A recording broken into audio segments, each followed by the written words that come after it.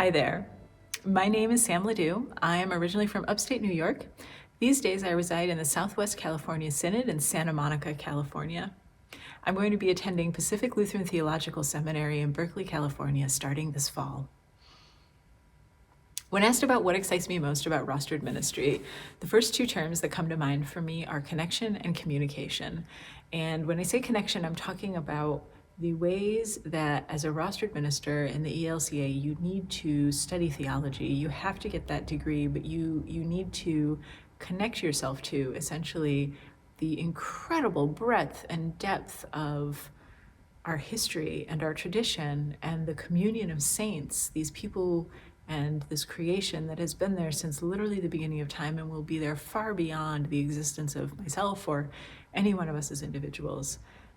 Choosing to connect yourself to this, choosing to learn about this, letting it affect you and affect your being in this world generates a kind of communication. And then as you encounter others in pastoral environments and just everyday life, that's going to communicate to people. And what does it communicate to people, and how does it affect them, and how does it connect them to the communion of saints, and how does it connect them to their God and to this infinite love and to each other?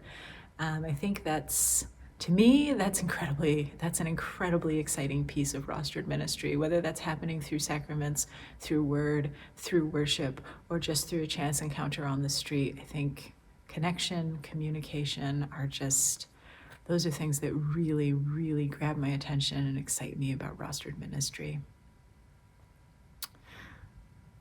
What does Fund for Leaders mean for me? Well, I grew up Roman Catholic, and at 8 years old, I knew I was called to be a priest. I felt it in my bones.